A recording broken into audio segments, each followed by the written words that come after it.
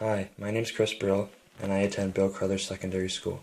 This is my Math CCT for advanced functions. What is advanced functions, you may ask? Advanced functions is the mathematical study of any polynomial, rational, logarithmic, and trigonomic functions concerning the rate of change and applying these concepts and skills. My question concerns lesson 5.2, exploring quotients of polynomial functions, page 262, number 3, A, B, and C. My question says, write an equation for irrational functions with the properties as given. Whole at x equals 1. B says vertical asymptote anywhere and a horizontal asymptote along the x-axis. C finally says whole at x equals -2 and a vertical asymptote along the x-axis. Let's start with what a rational function really is and some basic rules that pertain to this mathematical element. As defined, a rational function is a division of two polynomial functions. This means you have an expanded or simplified polynomial in both the numerator and the denominator. Some basic rules that relate to this particular subject come in a wide variety.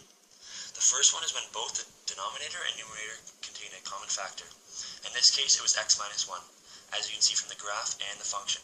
This created a whole at x equals 1. The second rule states, if you take a restriction on the bottom, this will be your vertical asymptote. The third and final rule is a rational function has a horizontal asymptote when the degree of the numerator is less than or equal to the degree of the denominator. For example, looking at f of x equals 2x over x plus 1, the degree of the numerator is equal to the denominator. Both are degree 1. Extending further with this concept, this graph both has a vertical asymptote and a horizontal asymptote. Let me ask the viewers a question. How can this be? That's right. The unexplained vertical asymptote is from the restriction on the bottom. If you got that right away, give yourself a pat on the back. When looking at application with the rational function, thermodynamics states resistance over voltage equals current.